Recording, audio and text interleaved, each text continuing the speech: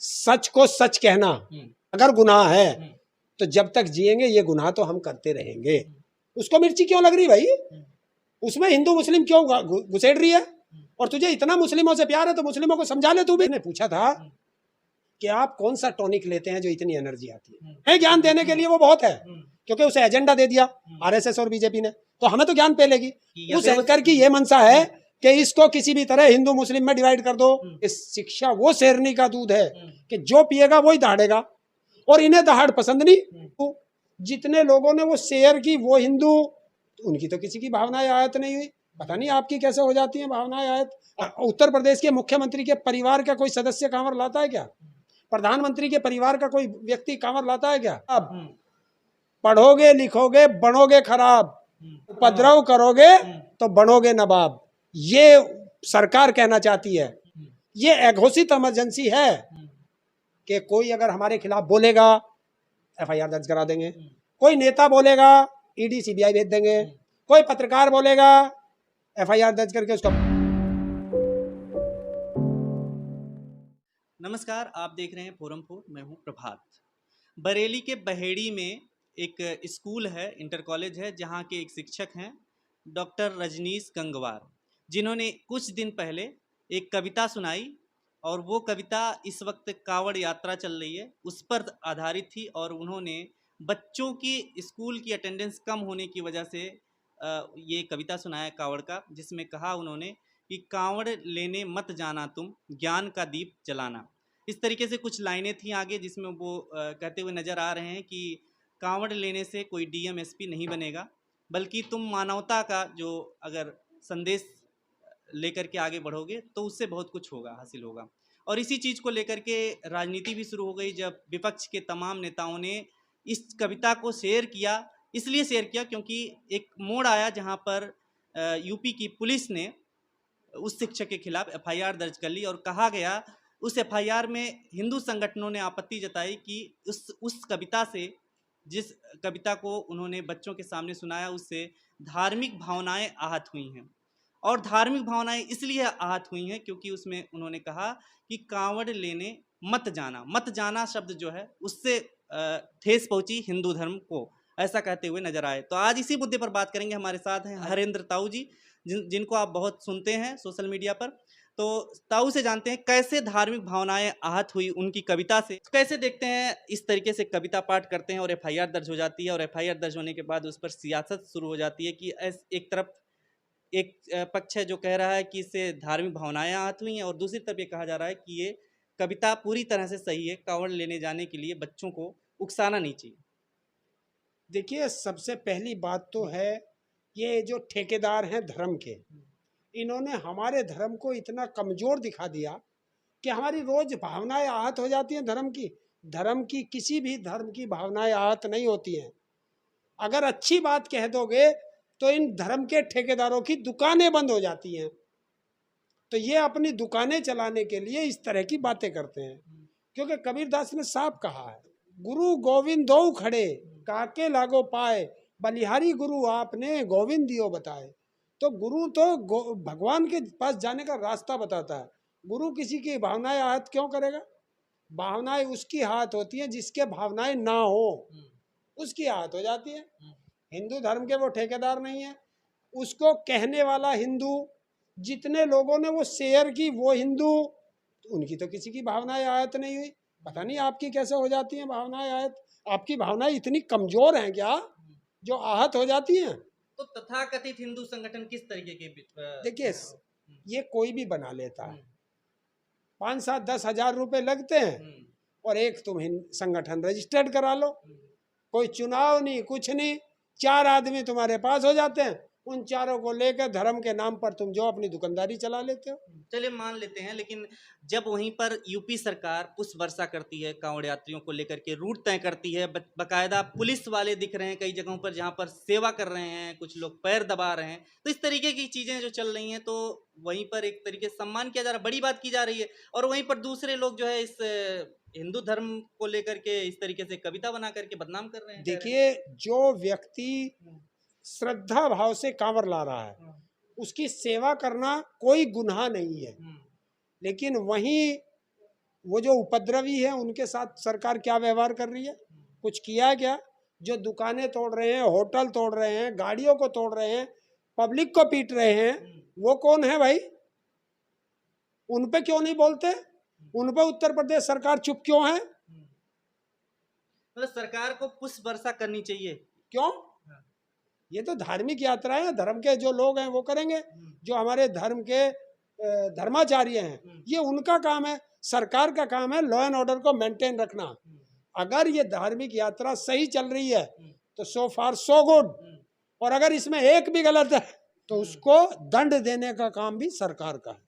बढ़ावा देने का काम कर रही है ना, कांवड़ यात्रा को और अच्छे से बनाने के, सफल करने के लिए नए आए दिन जो है कुछ ना कुछ होता है सरकार की तरफ से। ये काम सरकार शिक्षा पे करे, स्वास्थ्य पे करे, महंगाई को कम करने की बात करे, बेरोजगार जो हैं उनको रोजगार दे। अब आप देख रहे हो 2014 के बाद कितना कांवरिया ज्यादा बढ़ गया। वो क्यों बढ़ा? क्योंकि देश में शिक्षा तो है नहीं, बेरोजगार है। तो आपने ये भी तो देखा कि स्कूलों को कुछ बंद करके मर्ज किया जा रहा है, कि उससे आप बता रहे हैं कि स्कूलों की शिक्षा और अच्छी व्यवस्था होगी। कैसे हो जाएगी? अगर तुम्हारा घर तोड़ दिया जाए तो तुम दोबारा घर बना लोगे? नहीं बना सकते, नहीं बना सकते। इसी तरह अगर शिक्षा से तुम एक साल वंचित रह गए तो आप अपने हर कंपटीशन में पिछड़ जाओगे। और ये वही काम है, इस देश को लेबर देश बनाना है। और लेबर देश कब बनेगा? जब तुम अशिक्षित रहोगे। वरना तुमने तो बाबा साहब भीमराव अंबेडकर जी की वो पंक्ति सुनी होगी कि शिक्षा वो शेरनी का दूध है कि जो पिएगा वही दहाड़ेगा। और इन्हें दहाड़ पसंद नहीं, दहाड़ से ये लोग डरते हैं। तो ये तो शिक्षक भी उस कविता के बाद बोलते हुए नजर आ रहे हैं, जो आप लाइन बोल रहे हैं। तो अरे शिक्षा गुरु है, वो गुरु अपने बच्चों को गलत ज्ञान नहीं दे सकता। उसका काम है मेरे पास जो शिष्य आए हैं वो सही रास्ते पे जाएं, और उस सही रास्ते पे तुम जाना नहीं देना चाहते तो तुम तो लड़ोगे ही उससे। सरकार तो क्या मतलब चाहती है, क्योंकि कुछ लोग कह रहे हैं कि स्कूलों को एक तरफ जो है बंद किया जा रहा है। कांवड़ जो यात्रा जिस वक्त निकल रही, इस वक्त 10 दिन की छुट्टी भी कर दी जा रही है स्कूलों की, मतलब कांवड़ को प्रमोट किया जा रहा है। दूसरी तरफ नशे के लिए जो शराब के ठेके हैं उन चीज़ों को बढ़ावा मिल रहा है, दिनों दिन जो है दुकानें बढ़ती जा रही हैं। धन्यवाद पत्रकार, अगर आप लोग ऐसी बातें रखते हैं। अगर तुम नशे की प्रवृत्ति में जाओगे तभी तो तुम शिक्षा से दूर होगे। अगर तुमने सही शिक्षा ग्रहण की है तो आप इन सामाजिक बुराइयों से दूर रहोगे। और ये कांवर लेने की बात, कौन जाता था? कौन जाते थे कांवर लेने? बहुत कम लोग जाते थे। अब इतने लोग क्यों जाने लगे? मुझे ये आप एक चीज बता दो, जो कोई भी व्यक्ति कांवर लाके एसडीएम, डीएम या एसएसपी ये बड़े पदों पे बैठा हो, कोई बैठा है? आपने देखा है किसी डीएम का बच्चा है जो कांवर लाता है? या किसी नेता का बच्चा कांवर लाता है? या किसी उद्योगपति का बेटा कांवर लाता है? क्यों नहीं लाते? तो ऐसे तो आप मुझे एक चीज बताइए, उत्तर प्रदेश में सबसे बड़ा नेता राजनाथ सिंह है। राजनाथ सिंह का बेटा कांवर लाता है क्या? उत्तर प्रदेश के मुख्यमंत्री के परिवार का कोई सदस्य कांवर लाता है क्या? प्रधानमंत्री के परिवार का कोई व्यक्ति कांवर लाता है क्या? गृह मंत्री का बेटा कांवर लाता है क्या? जो ये नेता बोल रहे हैं ये कांवर लाते हैं क्या? जौन से हिंदू ऐसे सवाल तो दूसरे धर्म के आयोजनों के लिए नहीं बोलते हैं। यही बात जो है ब्लैक एंड व्हाइट में एक जो है एंकर बोल रही है कि वो मुहर्रम के लिए नहीं बोलता है, और जो है शिक्षक कविता पार्टी का। हम लोग अपने परिवार को ही तो समझा सकते हैं, दूसरे परिवार को हम क्यों समझाएं? पहले जब हमारा परिवार समझ जाएगा तभी तो हम दूसरों को समझाएंगे। अगर मुहर्रम की बात है तो उस मुहर्रम पर ये मोहतरमा क्यों नहीं बोलती? ये पापा की परी क्यों नहीं बोलती? ये हिंदुओं को आपस में भड़का के लड़ाना चाहती है ये। लेकिन रिपोर्टिंग कर रही हैं, न्यूज चैनल, बड़ा न्यूज चैनल है, और उसमें इस तरीके की बातें वो कर रही हैं जिस तरीके से, क्या लगता है उस पे? मतलब क्या बीजेपी का तर्क वो पूरा सामने रख रही है, या फिर बड़ा कहा? मुझे फिर दोहा याद आ गया, बड़ा हुआ तो क्या हुआ जैसे पेड़ खजूर, पंथी को छाया नहीं फल लगे अति दूर। वो ज्ञान बांट रही है, और ज्ञान भी वो बांट रही है जो बीजेपी और आरएसएस का ज्ञान है। उससे पूछो 2014 से लेके और आज तक 11 साल हो गए, प्रधानमंत्री से एक सवाल महंगाई पे, एक सवाल बेरोजगारी पे, एक सवाल किसानों के मुद्दे पे है, किसी एक शिक्षा पे, स्वास्थ्य पे, किसी चीज पर एक सवाल पूछा? बस हाँ, एक सवाल पूछा था इसने, मैं बता दूंगा क्या सवाल पूछा था? इसने पूछा था कि आप कौन सा टॉनिक लेते हैं जो इतनी एनर्जी आती है, ये सवाल किया था। लेकिन सवाल यही, हमें ज्ञान देने के लिए वो बहुत है, क्योंकि उसे एजेंडा दे दिया आरएसएस और बीजेपी ने, तो हमें तो ज्ञान पे लेगी। हम अपने धर्म की बात कर रहे हैं, अपने धर्म के अपने परिवार को समझा रहे हैं, उसको मिर्ची क्यों लग रही भाई? उसमें हिंदू मुस्लिम क्यों घुसेड़ रही है? और तुझे इतना मुस्लिमों से प्यार है तो मुस्लिमों को समझा ले तू भी। उनका ये कहना है कि मासूम बच्चे हैं जिनको इस तरीके की चीजें पढ़ाई जा रही है। अरे वे तो सही सिखाया जा रहा है। उन मासूम बच्चों को अगर तुम कांवर में लेने भेजोगे तो उस कांवर में कुछ उपद्रवी हैं, वो उपद्रव सीखेंगे, कुछ नशेड़ी भी हैं, वो नशा भी सीखेंगे। तो वो गुरु का काम है अपने बच्चों को उपद्रव और नशे से बचाना। जब वे बड़े हो जाएंगे, स्कूल से बाहर आ जाएंगे, फिर वो रोज कांवर लेने जाओ, कौन शिक्षक आ रहा है उन्हें बढ़ाने पे बेचारा। तो उस एंकर की क्या मंशा है ऐसी वीडियो बनाने की? उस एंकर की ये मंशा है कि इसको किसी भी तरह हिंदू मुस्लिम में डिवाइड कर दो, क्योंकि जो वहां से एजेंडा मिला, कहाँ से? पीएमओ से। उनके मतलब दफ्तर से नहीं मिलता, पीएमओ से मिलता है। पीएमओ से आता है। बड़ी बात कह रहे हैं आप। हैं? हिरेंसी है शायद उसका नाम, जो पीएमओ में बैठा हुआ है। वो रोज व्हाट्सएप पे एक मैसेज भेजता है कि आज ये एजेंडा चलेगा सब टीवी पर, वही चलेगा। चलिए मान लेते हैं, लेकिन सरकार की क्या मंशा है? जो एफआईआर दर्ज हो रही है इस तरीके से इन बोलने लिखने वालों की, वो क्या कहना क्या चाह रहे हैं कि मतलब कि कांवड़ यात्रा को वो एक चीज कहना चाहती है सरकार कि जो एक बड़े बुजुर्ग एक हंसी मजाक में कहते थे कि पढ़ोगे लिखोगे बनोगे खराब, पढ़ोगे लिखोगे बनोगे खराब, और उपद्रव करोगे तो बनोगे नवाब। ये सरकार कहना चाहती है। और जो टीचर है या हम जैसे लोग हैं वो कहते हैं पढ़ोगे लिखोगे बनोगे नवाब, और ऐसी जगह जाओगे तो बनोगे खराब। मतलब आप ये कह रहे हैं ज्ञान का दीपक कहीं ना कहीं सरकार बुझा करके, अशिक्षित करके, लोगों को अशिक्षा में डाल करके इस तरीके से धार्मिक चीजों में उलझाना चाह रही है। एक साफ एजेंडा है कि जो पढ़ लिख लेगा वो सत्ता से सवाल करेगा, और जो अनपढ़ रहेगा वो सत्ता का गुलाम रहेगा। और जितने भी आज तक तानाशाह हुए हैं उन्होंने अपनी जनता को अनपढ़ जाहिल रख करके गुलामियत कराई है, तब वो तानाशाह बने हैं। आप वो कौन सी कोरिया है, दक्षिण कोरिया कौन सी है जिसमें किंग जोंग है, वहाँ शिक्षा का प्रतिशत देख लो, वहाँ गुलामियत है। आप जो है हिटलर का शासन देख लो, वहाँ गुलामियत थी।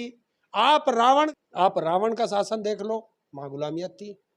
और आप मोदी का शासन देख लो, यहाँ गुलामियत है। तो ये तो सरकार से सीधे कह रहे हैं कि सरकार जो है कांवड़ यात्रा करवा करके पाखंड फैला रही है। पाखंड है। देखिए, मैं पाखंड नहीं कहने का, आप नहीं कह रहे हैं, फिर जो नेता हैं अखिलेश यादव हैं वो जब कहते हैं इस तरीके से शेयर करके कि मानवता ही सबसे बड़ा धर्म है, तो वो भी इनका समर्थन कर रहे हैं। मानवता तो सबसे बड़ा धर्म है। आप देखो जितने हिंदू संगठन है, यमन में वो लड़की फंसी थी, एक हिंदू संगठन आगे नहीं आया। वो हिंदू हृदय सम्राट कहाँ थे वे? उस बेटी को बचाने के लिए सबने हाथ खड़े कर दिए। कहते विश्व गुरु है हमारा प्रधानमंत्री, तो विश्व गुरु भी फेल हो गया। और मौसी मानवता को बचाने के लिए, उस हिंदू धर्म की बेटी को बचाने के लिए केरल का एक 94 साल का मौलवी वो आगे आया, और उसने यमन के जो वहाँ और अन्य जो पढ़े लिखे लोग थे उनसे बात की, उस बेटी की फांसी टलवाई और वहाँ बात कराई गई, और वो 11 करोड़ में वो सेटलमेंट हुआ है। और 11 करोड़ रुपए चंदे के रूप में उसने देश की जनता से लिए। जो हमारे कुछ अन्य मुस्लिम भाई जो हैं वो विदेशों में नौकरी करते हैं, उनसे चंदा लिया। कुछ यहाँ के डॉक्टर अन्य लोगों ने, मौलवियों ने चंदा दिया, 11 करोड़ रुपए करके वहाँ भेजा। ये है मानवता। तो अखिलेश यादव ने कहीं ना कहीं समर्थन किया है ना इस चीज को कि पाखंड फैला रही है इस तरीके। पढ़ा लिखा जो इंसान होगा वो शिक्षा का सम्मान करेगा, अनपढ़ होगा वो शिक्षा का अपमान करेगा। आप क्या कहते हैं, ये पाखंड है क्या इस तरीके की चीजें? देखिए, पाखंड वो है जो ये तोड़ फोड़ कर रहे हैं, ये पाखंड है। श्रद्धा सबके अंदर है, हम लोग भी मानते हैं, लेकिन दिखावा नहीं करते।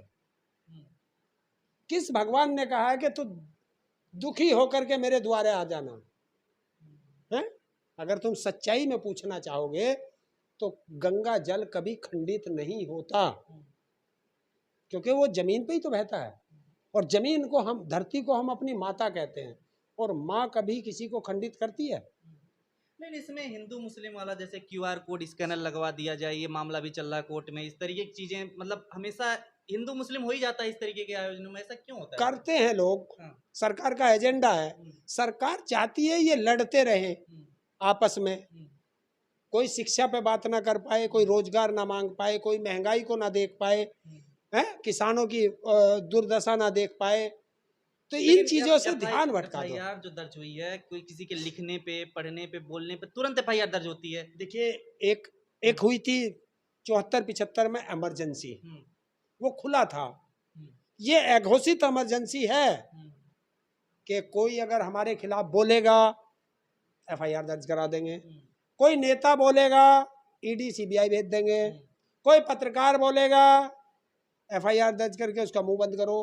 तो ये जो है ये एक डराने वाली। अंतिम सवाल यही है, क्या अब जो है लोग इस तरीके से FIR के बाद जिस तरीके से लोग बोलते हुए खुले तौर पे नजर आ रहे हैं, शिक्षक का समर्थन भी कर रहे हैं तमाम लोग, आप भी बोलते हुए इस तरीके नजर आ रहे हैं, तो क्या इससे अब सरकार कहीं ना कहीं प्रेशर में आ रही है, या फिर सरकार को और भी बढ़ावा मिल रहा है इस चीजों को? हमें कोई पता नहीं सरकार प्रेशर में है या बिना प्रेशर के है। सच को सच कहना अगर गुनाह है तो जब तक जिएंगे ये गुनाह तो हम करते रहेंगे। चलिए, आप गुनाह करते रहेंगे, सरकार के खिलाफ बोलते रहेंगे? सरकार के खिलाफ हम नहीं बोलते, सरकार की गलत नीतियों के खिलाफ बोलते हैं। सरकार आज ये है, कल तुम्हारी भी हो सकती है, परसों किसी और की हो सकती है। जो सरकार की गलत नीतियां होंगी वो हम बोलेंगे। बहुत बहुत शुक्रिया। खबरों में बने रहने के लिए फोरम 4 को सब्सक्राइब करें और नोटिफिकेशन पाने के लिए बेल आइकन दबाएं।